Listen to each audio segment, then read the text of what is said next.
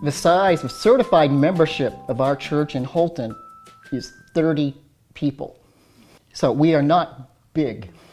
We have a large, old building on the historic National Registry, but our challenge has been working with these limited resources, personnel, and to find a way to get the general public into our space, into our building. And the cafe model was a way to do this.